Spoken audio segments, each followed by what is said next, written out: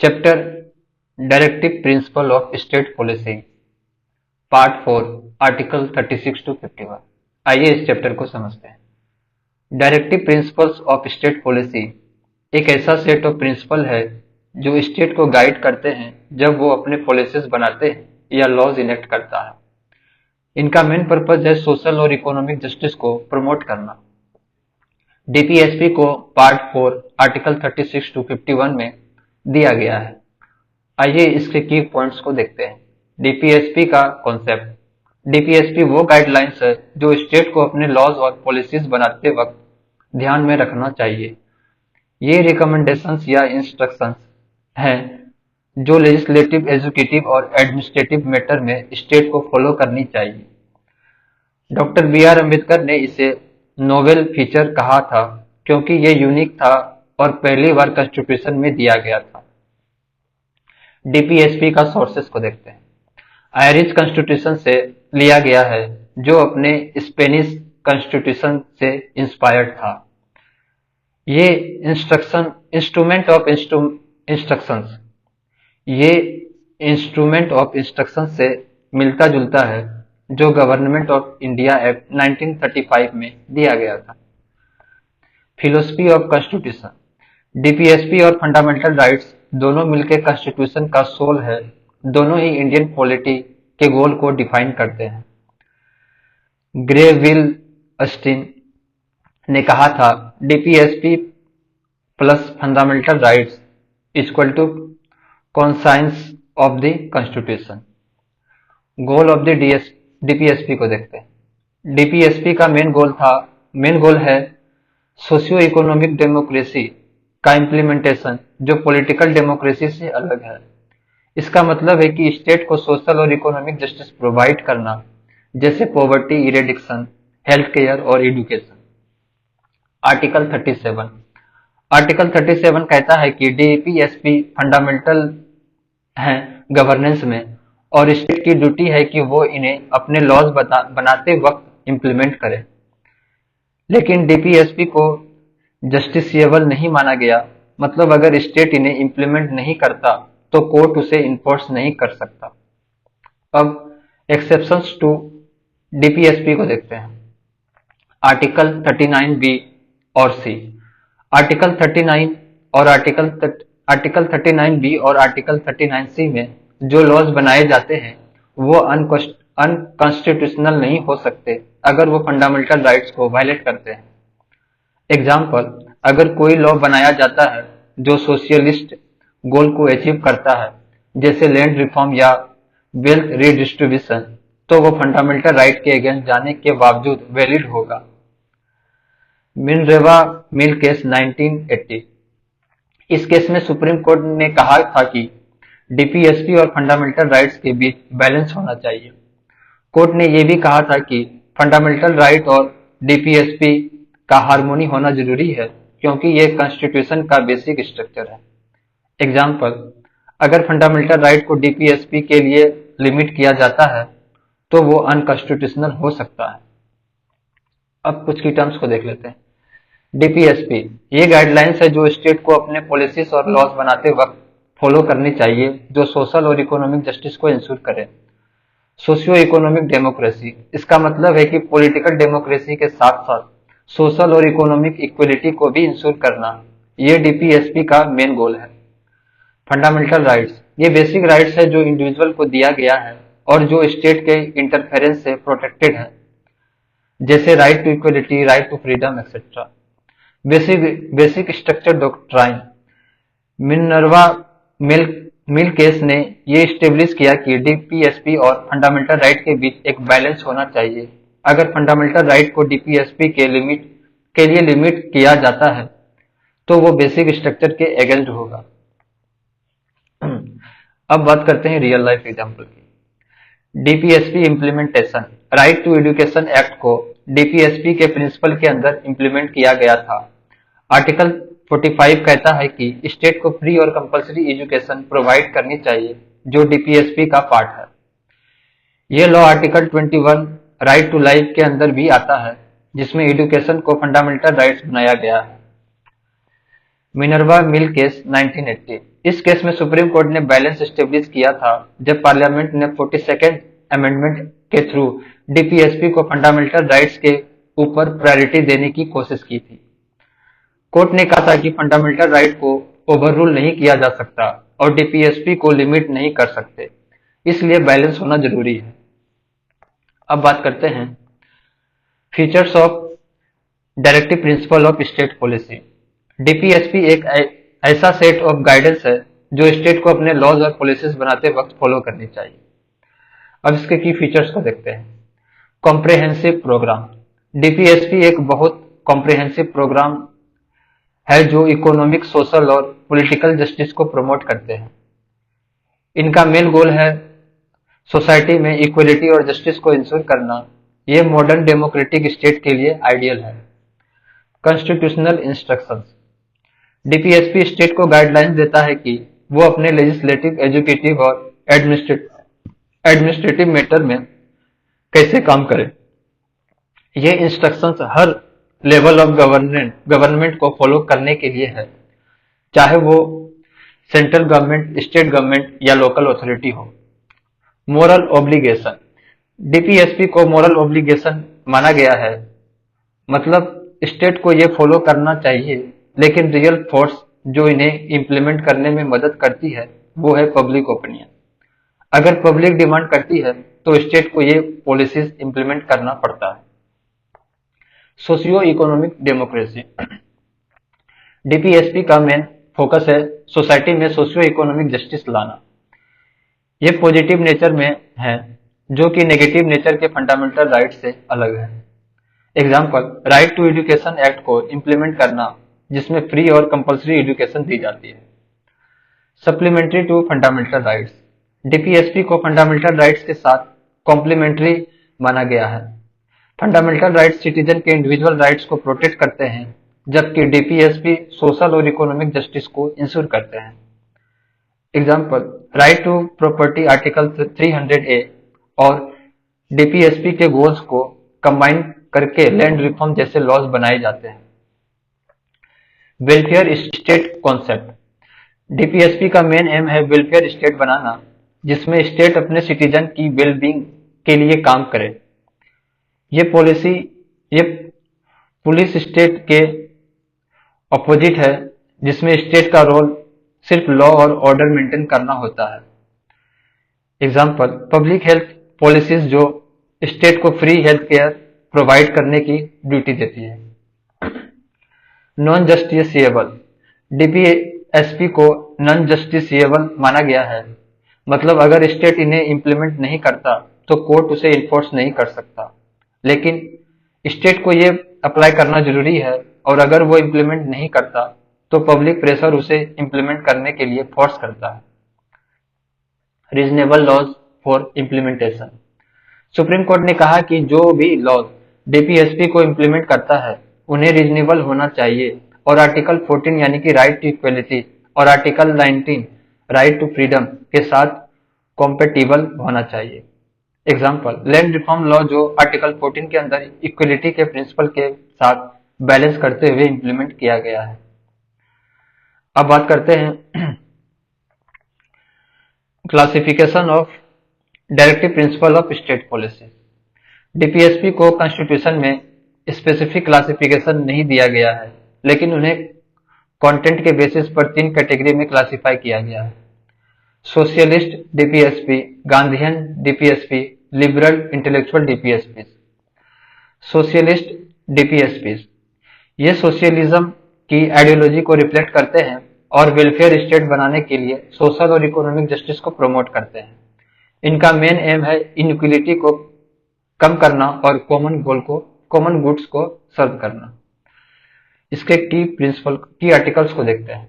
Article 38 ये article social order को promote करता है, जो जस्टिस यानी कि सोशल, इकोनॉमिक और पॉलिटिकल से परमिटेड हो। ये इनकम, स्टेटस, फैसिलिटी, अपॉर्चुनिटीज में इनइक्वलिटीज को मिनिमाइज करने की बात करता है। 44th अमेंडमेंट में ऐड किया गया था। आर्टिकल 39 ये स्टेट को डायरेक्ट करता है अपने पॉलिसीज को livelihood, equal pay, distribution of resources और इकोनॉमिक सिस्टम को रेगुलेट करने के लिए। Equal pay for equal work, मर्द और औरत के लिए बराबर काम का बराबर पैसा मिलना। इकोनॉमिक सिस्टम को रेगुलेट करना ताकि वेल्थ और प्रोडक्शन का कंसंट्रेशन ना हो। प्रोटेक्शन ऑफ वर्कर और चिल्ड्रन, वर्कर और बच्चों को एक्सप्लॉयटेशन से बचाना और उनका हेल्थ और स्ट्रेंथ प्रोटेक्ट करना। आर्टिकल 39A, ये आर्टिकल इक्वल जस्टिस और फ्री लीगल एड को प्रमोट करता है, खासकर पुअर लोगों के लिए। 42nd अमेंडमेंट में ऐड किया गया था इसे।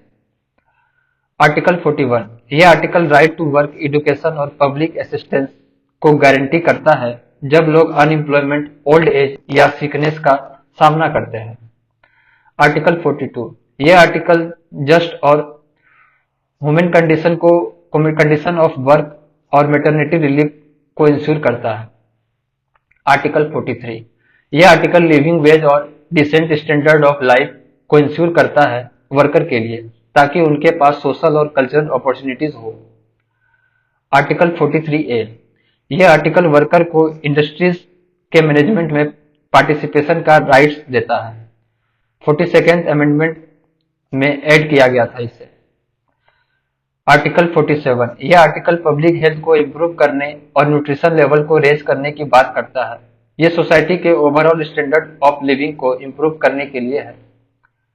अब रियल लाइफ एग्जांपल देखते हैं। Right to free legal aid, article 39A, legal service authority act 1987 के अंदर फ्री लीगल एड दिया जाता है उन लोगों को जो इकोनॉमिकली बैकवर्ड है। ये free legal service article 39A के गाइडलाइंस के अंदर दिया जाता है। एग्जाम्पल, अगर किसी SC/ST पर्सन को लीगल हेल्प की जरूरत है और उनका इनकम लिमिट 1 लाख से कम है, तो उन्हें फ्री लीगल सर्विस मिलती है। Right to work, article 41, Mahatma Gandhi national rural employment guarantee act मनरेगा को आर्टिकल 41 के प्रिंसिपल को फॉलो करते हुए इम्प्लीमेंट किया गया है, जिसमें लोगों को वर्क, एजुकेशन और पब्लिक असिस्टेंस प्रोवाइड की जाती है।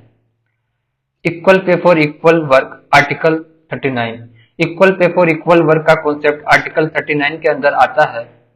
इक्वल पे का इम्प्लीमेंटेशन गवर्नमेंट जॉब में किया जाता है, जिसमें मेन और वुमेन्स को बराबर का पैसा मिलता है अगर उनका काम सेम हो। अब कुछ की टर्म्स को देख लेते हैं। सोशलिस्ट आइडियोलॉजी, यह आइडियोलॉजी इक्वलिटी और जस्टिस को प्रमोट करती है। इसका मेन एम है वेल्थ और रिसोर्स का फेयर डिस्ट्रीब्यूशन एंड पॉवर्टी को इलिमिनेट करना। DPSP में सोशलिस्ट प्रिंसिपल को इंक्लूड किया गया है। वेलफेयर स्टेट, यह कॉन्सेप्ट है जिसमें स्टेट अपने सिटीजन की वेल बीइंग को इंश्योर करता है, जैसे फ्री हेल्थ केयर, एजुकेशन और बेसिक नीड्स प्रोवाइड करना। फ्री लीगल एड्स, आर्टिकल 39 है। यह प्रोविजन इंश्योर करता है कि पूरे देश के पुअर और बैकवर्ड लोगों के लिए लीगल एड मिले ताकि वो अपने बेसिक राइट्स को डिफेंड कर सके। लिविंग वेज, आर्टिकल 43, ये टर्म वर्कर को उनके काम के हिसाब से फेयर वेज देने की बात करता है। अब बात करते हैं गांधीयन DPSPs। गांधीयन DPSPs वो प्रोविजन है जो महात्मा गांधी के आइडियोलॉजी पर बेस्ड है। गांधी जी का विजन था एक सेल्फ रिलायंट और रूरल बेस्ड सोसाइटी बनानी, जिसमें विलेज को एम्पावर किया जाए और सोशल जस्टिस को प्रमोट किया जाए। उन्हें नॉन वायलेंस, सेल्फ रिलायंस और सोशियो इकोनॉमिक इक्वलिटी को अपने प्रिंसिपल में शामिल किया। आइए की आर्टिकल्स को देखते हैं। Article 40, village panchayat. इसकी ऑब्जेक्टिव्स की बात करें तो गांधी जी का विजन था कि विलेज पंचायत को सेल्फ गवर्नेंस का पावर दिया जाए। उन्होंने कहा था कि विलेज को अपना डिसीजन खुद लेने का हक होना चाहिए। Example, 73rd constitutional amendment act 1992 के अंदर पंचायत को कॉन्स्टिट्यूशनल रिकॉग्निशन दिया गया, जिसमें उन्हें सेल्फ गवर्नेंस और लोकल डेमोक्रेसी का पावर दिया गया। इससे ग्रास रूट लेवल डेमोक्रेसी को प्रमोट किया गया। Article 43, promotion of cottage industry.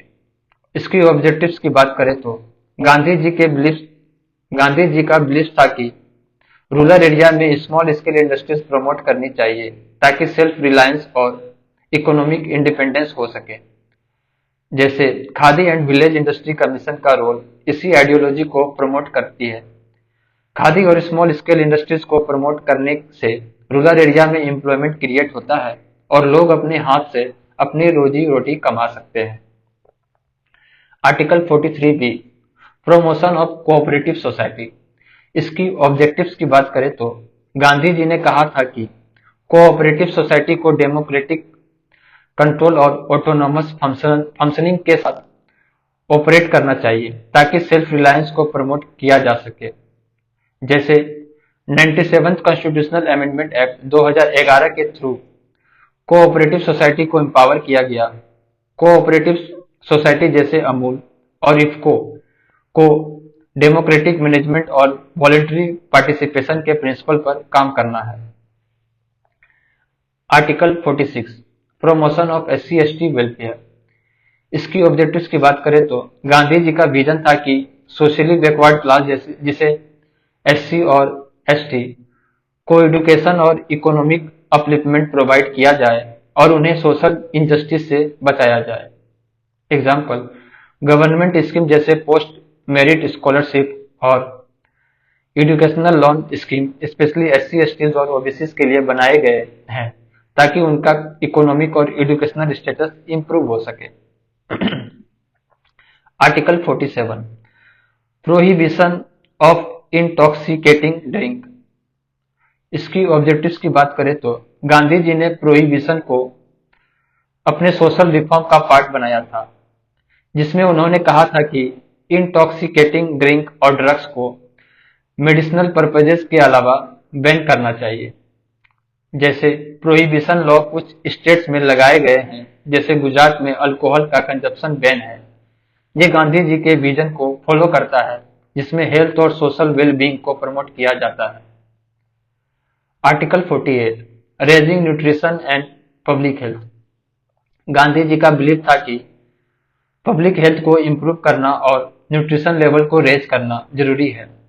ये उनके वेलफेयर के विजन का हिस्सा है। जैसे नेशनल न्यूट्रिशन मिशन और मिड डे मील स्कीम जैसे प्रोग्राम से न्यूट्रिशन लेवल को इम्प्रूव किया गया है ताकि चिल्ड्रन और वुमेन को हेल्दी रखा जा सके। अब कुछ की टर्म्स को देखते हैं। सेल्फ गवर्नेंस, ये कॉन्सेप्ट है जिसमें विलेज को अपने डिसीजन खुद लेने का पावर दिया जाता है। जैसे कि पंचायत को अपनी लोकल गवर्नेंस में ऑटोनॉमी मिलती है। Cottage industry, small scale industries जो रूरल एरिया में प्रमोट होती है। खादी और हैंडीक्राफ्ट इसका एग्जांपल है, जो सेल्फ रिलायंस और लोकल एम्प्लॉयमेंट को प्रमोट करते हैं। कोऑपरेटिव सोसाइटी, ये ऑर्गेनाइजेशन है जिसमें लोग अपने इंटरेस्ट को ज्वाइंटली मैनेज करते हैं। कोऑपरेटिव का एम है डेमोक्रेटिक कंट्रोल और सेल्फ रिलायंस को प्रमोट करना। प्रोहिबिशन, ये पॉलिसी है जिसमें अल्कोहल और इंटॉक्सिकेटिंग सब्सटेंस को बैन करने की बात की जाती है, जिससे गांधी जी ने सोशल वेलफेयर के लिए प्रमोट किया था। सोशल जस्टिस, ये कॉन्सेप्ट है जिसमें बैकवर्ड कम्युनिटीज को एजुकेशन, हेल्थ और इकोनॉमिक राइट्स मिलते हैं ताकि उन्हें एक्सप्लॉयटेशन और इनजस्टिस से बचाया जा सके। अब बात करते हैं liberal intellectual DPSP. Liberal intellectual DPSP वो प्रोविजन है जो लिबरलिज्म और इंटेलेक्चुअलिज्म की आइडियोलॉजी पर बेस्ड है। ये principle individual rights, national integration, scientific progress और इंटरनेशनल पीस को प्रमोट करते हैं। इनका एम है एक मॉडर्न और प्रोग्रेसिव सोसाइटी का निर्माण करना जिसमें इक्वलिटी, जस्टिस और सोशल हार्मोनी हो। आइए की आर्टिकल्स को देखते हैं। Article 44, uniform civil code. इसकी ऑब्जेक्टिव्स को देखते हैं। यह आर्टिकल यूनिफॉर्म सिविल कोड को इम्प्लीमेंट करने की बात करता है, जिसमें सभी सिटीजन के लिए एक कॉमन लॉ होगा जो पर्सनल मैटर जैसे कि मैरिज, डाइवोर्स, इनहेरिटेंस को रेगुलेट करेगा। इसका एम है नेशनल इंटीग्रेशन और इक्वलिटी को प्रमोट करना ताकि डिफरेंट रिलीजियस कम्युनिटीज के कॉन्फ्लिक्टिंग लॉज को दूर किया जा सके। जैसे साहब केस 1985 में सुप्रीम कोर्ट ने कहा था कि यूनिफॉर्म सिविल कोड से नेशनल इंटीग्रेशन हो सकता है और डिस्पेरेट लॉयल्टीज को खत्म किया जा सकता है। इस केस में कोर्ट ने मुस्लिम वुमेन के हक में डिसीजन दिया था जिसमें उन्हें मेंटेनेंस मिलने की बात की गई थी। Article 45 early childhood care and education, इसकी ऑब्जेक्टिव्स को देखते हैं। यह आर्टिकल कहता है कि सभी चिल्ड्रन को 6 साल तक अर्ली चाइल्डहुड केयर और एजुकेशन मिलने चाहिए। इससे चाइल्ड डेवलपमेंट और फ्यूचर जनरेशन के एजुकेशन को इम्प्रूव करने का गोल है। जैसे 86 कॉन्स्टिट्यूशनल अमेंडमेंट 2002 के बाद राइट टू एजुकेशन एक्ट 2009 बना, जिसमें फ्री और कंपलसरी एजुकेशन को इंश्योर किया गया। यह आर्टिकल चिल्ड्रन के बेसिक राइट्स को सिक्योर करता है ताकि हर चाइल्ड को इक्वालिटी एजुकेशन मिल सके। Article 48 scientific agriculture and animal husbandry, यह आर्टिकल कहता है कि एग्रीकल्चर और एनिमल हस्बेंड्री को मॉडर्न और साइंटिफिक लाइंस पर ऑर्गेनाइज किया जाए। इससे एग्रीकल्चर को एफिशिएंट और सस्टेनेबल बनाया जा सके। जैसे ग्रीन रिवॉल्यूशन के टाइम साइंटिफिक फार्मिंग टेक्निक को एडॉप्ट करके इंडिया के एग्रीकल्चर सेक्टर को बूस्ट दिया गया। हाई यील्डिंग वैरायटी और इरिगेशन टेक्निक से प्रोडक्शन बढ़ाया गया, जो इस आर्टिकल के प्रिंसिपल को रिफ्लेक्ट करता है। आर्टिकल 48A इन्वायरमेंटल प्रोटेक्शन, यह आर्टिकल कहता है कि इन्वायरमेंट को प्रोटेक्ट करना और फॉरेस्ट और वाइल्ड लाइफ को सेफगार्ड करना स्टेट की रिस्पॉन्सिबिलिटी है। इसका एम है सस्टेनेबल डेवलपमेंट और नेचर कंजर्वेशन। जैसे 42nd कॉन्स्टिट्यूशनल अमेंडमेंट 1976 के बाद इन्वायरमेंटल लॉ जैसे वाइल्ड लाइफ प्रोटेक्शन एक्ट 1972 और फॉरेस्ट कंजर्वेशन एक्ट 1980 बनाए गए, जो इन्वायरमेंटल प्रोटेक्शन को प्रमोट करते हैं। Article 49 protection of national monument, यह आर्टिकल कहता है कि नेशनल इंपॉर्टेंस के मॉन्यूमेंट और प्लेसेस को प्रोटेक्ट करना जरूरी है। यह आर्टिकल ये कल्चरल हेरिटेज को सेफगार्ड करने का एम रखता है। जैसे ताजमहल, कुतुब मीनार और रेड फोर्ट जैसे मॉन्यूमेंट को यूनेस्को वर्ल्ड हेरिटेज साइट बनाया गया है ताकि इनका प्रिजर्वेशन हो सके। Article 15 separation of judiciary from executive, यह आर्टिकल कहता है कि जुडिशरी को एग्जीक्यूटिव से सेपरेट करना चाहिए ताकि इंडिपेंडेंस और इम्पार्शियलिटी को इंश्योर किया जा सके। यह प्रिंसिपल डेमोक्रेसी और रूल ऑफ लॉ को स्ट्रेंथन करता है। जैसे जुडिशियल रिफॉर्म जैसे अपॉइंटमेंट ऑफ जज और जुडिशियल इंडिपेंडेंस को मेंटेन करना ताकि एग्जीक्यूटिव का अनड्यू इन्फ्लुएंस जुडिशरी पर ना हो। जुडिशियल रिव्यू भी इस प्रिंसिपल का पार्ट है, जिसमें कोर्ट लॉज को अनकॉन्स्टिट्यूशनल डिक्लेयर कर सकते हैं अगर वो फंडामेंटल राइट्स के अगेंस्ट हो।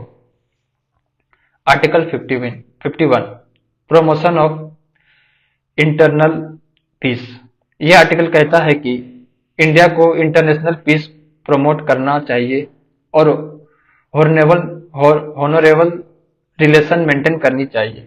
इसका एम है ग्लोबल कोऑपरेशन और पीसफुल सेटलमेंट को इनकरेज करना।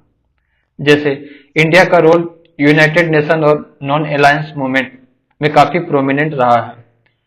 इंडिया ने पीस कीपिंग मिशन में पार्टिसिपेट किया है और न्यूक्लियर डिसआर्ममेंट को सपोर्ट किया है, जो आर्टिकल 51 के गोल को रिफ्लेक्ट करता है। अब कुछ की टर्म्स को देख लेते हैं।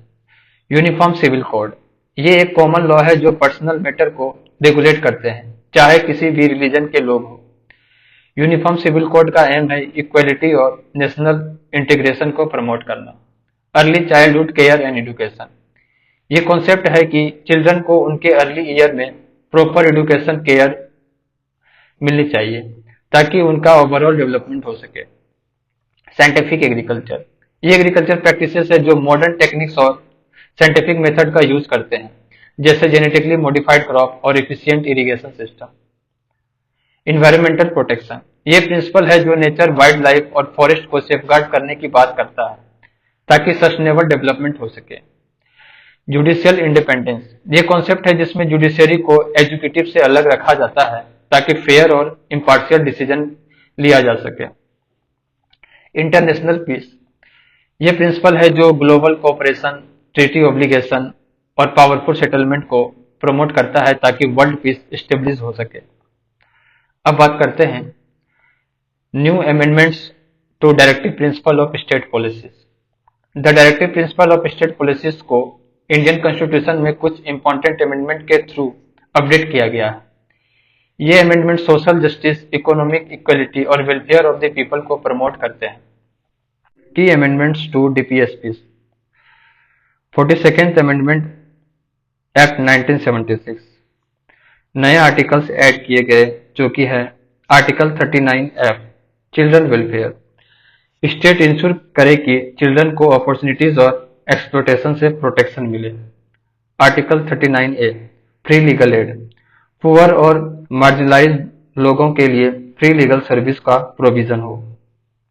Article 43A, worker participation in management, industries के मैनेजमेंट में वर्कर का साय हो, पार्टिसिपेशन हो।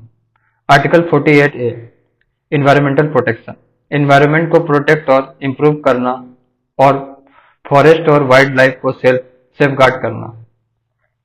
सब्जेक्ट शिफ्ट किए गए हैं। 5 सब्जेक्ट को स्टेट लिस्ट से कंकरेंट लिस्ट में शिफ्ट किया गया है।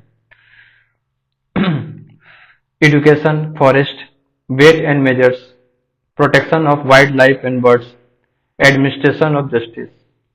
Example, legal service authority act 1987। इसका एम था पुअर लोगों को फ्री लीगल एड मिले और जस्टिस एसेसेबल हो। अब 44th अमेंडमेंट एक्ट 1978। इसमें जो आर्टिकल ऐड किए गए, आर्टिकल 38 क्लॉज 2, इनइक्वलिटी को मिनिमाइज करना। इनकम, स्टेटस, फैसिलिटी और अपॉर्चुनिटी में जो इनइक्वलिटी है उनको कम करने का फोकस था। जैसे प्रधानमंत्री आवास योजना और मनरेगा जैसे वेलफेयर स्कीम इंप्लीमेंट की गई है इकोनॉमिक डिस्पैरिटी को रिड्यूस करने के लिए। 86th amendment act 2002। आर्टिकल 45 को चेंज किया गया। एलिमेंट्री एजुकेशन को फंडामेंटल राइट्स बनाया गया आर्टिकल 21A के अंदर। पहले ये डीपीएसपी का पार्ट था, अब 6 से 14 ईयर के बच्चों के लिए फ्री और कंपल्सरी एजुकेशन एक फंडामेंटल राइट्स है। जैसे राइट टू एजुकेशन एक्ट 2009, ये अमेंडमेंट का रिजल्ट था जो इंश्योर करता है कि 6 से 14 साल के बच्चों को फ्री एजुकेशन मिले। 97th अमेंडमेंट एक्ट 2011, आर्टिकल 43 भी ऐड किया। कोऑपरेटिव सोसाइटी के फॉर्मेशन, फंक्शनिंग और मैनेजमेंट को प्रमोट करना, रूरल एरिया में कोऑपरेटिव मूवमेंट को स्ट्रेंथन करना इसका एम है। जैसे अमूल जैसे कोऑपरेटिव ने फार्मर को एम्पावर किया और उनके इकोनॉमिक कंडीशन को इम्प्रूव किया। अब बात करते हैं conflict between fundamental rights and DPSP. DPSP और फंडामेंटल राइट्स के बीच कॉन्फ्लिक्ट एक इम्पॉर्टेंट टॉपिक है, क्योंकि फंडामेंटल राइट्स इंडिविजुअल फ्रीडम को प्रोटेक्ट करता है और डीपीएसपी स्टेट को गाइड करता है जो सोशल जस्टिस और इकोनॉमिक इक्वलिटी को प्रमोट करते हैं। इंपॉर्टेंट कोर्ट केसेस को देखते हैं। चंपाकम धोरायरंजन केस 1951। सुप्रीम कोर्ट व्यूज को देखते हैं। फंडामेंटल राइट्स डीपीएसपी के ऊपर प्रिवेल करेगा। अगर कोई लॉ फंडामेंटल राइट के अगेंस्ट हो तो वो वॉइड होगा। गोलकनाथ केस 1967।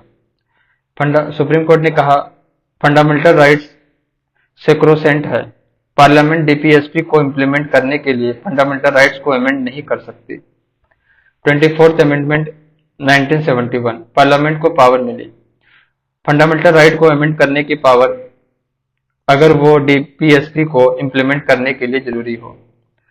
आर्टिकल 31C, अगर कोई लॉ आर्टिकल 39B और 39C को इम्प्लीमेंट करता है तो वो आर्टिकल 14 और 19 के वायलेशन के बावजूद वैलिड होगा। फिर Kesavananda Bharati case 1973। Supreme court ने कहा कि जुडिशियल रिव्यू बेसिक स्ट्रक्चर है, पार्लियामेंट को बेसिक स्ट्रक्चर को डैमेज नहीं करना चाहिए। 42nd अमेंडमेंट 1976, डीपीएसपी को प्रायोरिटी दी गई। अगर कोई लॉ डीपीएसपी को इम्प्लीमेंट करता है तो वो आर्टिकल 14 और 19 के वायलेशन के बावजूद वैलिड होगा। Minerva mill case 1980।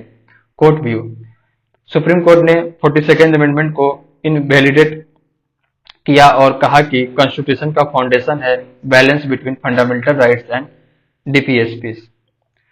Present position की बात करें तो फंडामेंटल राइट्स को सुप्रीमेंसी दी गई है, लेकिन पार्लियामेंट डीपीएसपी को इम्प्लीमेंट करने के लिए फंडामेंटल राइट को अमेंड कर सकती है, जब तक वो बेसिक स्ट्रक्चर को डैमेज ना करे। जैसे 42nd अमेंडमेंट 1976 और 24th अमेंडमेंट 1971 के इफेक्ट ने पार्लियामेंट को पावर दी थी, लेकिन केशवानंद भारती केस ने ये क्लियर किया कि बेसिक स्ट्रक्चर को मेंटेन करना जरूरी है। Directives outside part 4।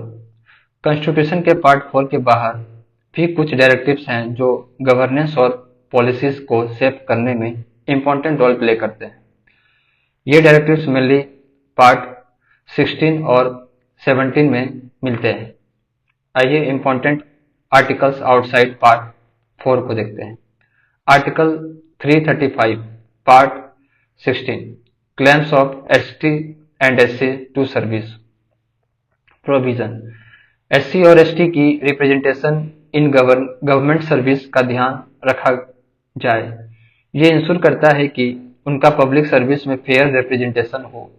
Example, reservation system का एप्लीकेशन इसी आर्टिकल से होता है, जिसमें एससी एसटी और बैकवर्ड क्लासेस के लिए गवर्नमेंट जॉब में सर्टेन परसेंटेज रिजर्व होता है।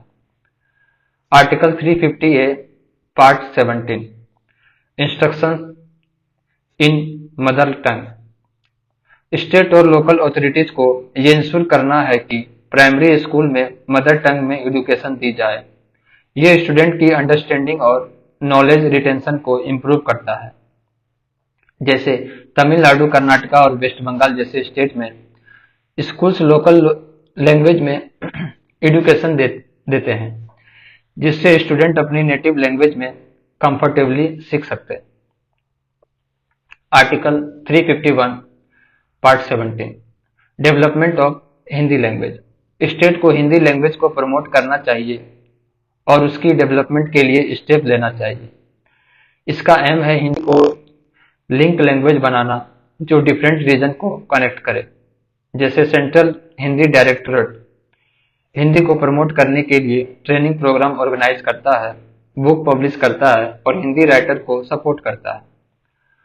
अब डिफरेंस देखते हैं between fundamental rights and DPSP. Fundamental rights origin की बात करें तो यूएसए कॉन्स्टिट्यूशन से बोरो किया गया है। डीपीएसपी आयरिश कॉन्स्टिट्यूशन से बोरो किया गया है। नेचर की बात करें तो फंडामेंटल राइट्स नेगेटिव यानी कि स्टेट को कुछ चीजें करने से रोकता है। डीपीएसपी पॉजिटिव नेचर का होता है, स्टेट को कुछ चीजें करने के लिए गाइड करता है। Justiciable fundamental rights justiciable court में इन्फोर्स किया जा सकता है। डीपीएसपी नॉन जस्टिसिएबल होते हैं, कोर्ट में इन्फोर्स नहीं किया जा सकता। अगर फंडामेंटल राइट्स की एम की बात करें तो पॉलिटिकल डेमोक्रेसी स्टेब्लिश करना होता है, जबकि डीपीएसपी सोशल और इकोनॉमिक डेमोक्रेसी स्टेब्लिश करता है। सेक्शंस की बात करें तो fundamental rights legal sections violation punishable है इसका, जबकि डीपीएसपी में मोरल और पॉलिटिकल सेक्शंस है, वायलेशन लीगली पनिशेबल नहीं है। फंडामेंटल राइट्स इंडिविजुअल वेलफेयर को प्रमोट करता है। डीपीएसपी कम्युनिटी वेलफेयर प्रमोट करता है। फंडामेंटल राइट्स ऑटोमेटिकली इन्फोर्स होते हैं, लेजिस्लेशन की जरूरत नहीं। डीपीएसपी इम्प्लीमेंटेशन के लिए लेजिस्लेशन जरूरी है। कोर्ट की रोल की बात करें तो फंडामेंटल राइट्स में कोर्ट लॉ को अनकॉन्स्टिट्यूशनल डिक्लेयर कर सकते हैं। डीपीएसपी में कोर्ट लॉ को अनकॉन्स्टिट्यूशनल नहीं डिक्लेयर कर सकते, लेकिन डीपीएसपी के इम्प्लीमेंटेशन के लिए लॉ को अपहोल्ड करते हैं। अब इंपॉर्टेंस ऑफ डीपीएसपी को देखते हैं। Supplementary to fundamental rights. DPSP उन एरिया को कवर करते हैं जहां फंडामेंटल राइट्स सोशल और इकोनॉमिक जस्टिस प्रोवाइड नहीं करते। Example, article 39A free legal aid उन लोगों को हेल्प करता है जो लीगल सर्विस अफोर्ड नहीं कर सकते और इंडायरेक्टली राइट टू जस्टिस को सपोर्ट करता है। Provides stability and continuity. DPSP government को लॉन्ग टर्म पॉलिसीज के लिए गाइड करते हैं, जैसे एजुकेशन और वीकर सेक्शन के लिए वेलफेयर को प्रमोट करना। Favourable atmosphere of fundamental rights. DPSP ensure करते हैं कि सोशल और इकोनॉमिक जस्टिस के जरिए फंडामेंटल राइट्स एसेसिबल हो सभी सिटीजन के लिए, स्पेशली मार्जिनलाइज सेक्शन के लिए। Political manifesto. DPSP political parties के लिए मैनिफेस्टो का काम करते हैं, जो उनके सोशल वेलफेयर और जस्टिस के कमिटमेंट को दिखाता है। Oppositions influence. डीपीएसपी अपोजिशन को गवर्नमेंट के वेलफेयर पॉलिसीज को क्रिटिसाइज करने का बेस देता है, जो अकाउंटेबिलिटी प्रमोट करता है। अब कुछ की टर्म्स को देख लेते हैं। जस्टिसिएबल, कोर्ट के जरिए इन्फोर्स किया जा सकता है। एग्जाम्पल, अगर कोई लॉ फंडामेंटल राइट्स का वायलेट करे तो कोर्ट उसे अनकॉन्स्टिट्यूशनल डिक्लेयर कर सकता है। नॉन जस्टिसिएबल, कोर्ट डीपीएसपी को इन्फोर्स नहीं कर सकता। डीपीएसपी सिर्फ मॉरल गाइडलाइंस है। पॉलिटिकल डेमोक्रेसी, इंडिविजुअल फ्रीडम को प्रोटेक्ट करता है और लोगों को वोट और पॉलिटिकल प्रोसेस में पार्टिसिपेट करने का राइट देता है। Social and economic democracy, welfare state का आइडिया प्रमोट करता है, जहां सोशल जस्टिस और इकोनॉमिक इक्वलिटी गवर्नमेंट पॉलिसीज के जरिए इंश्योर होता है।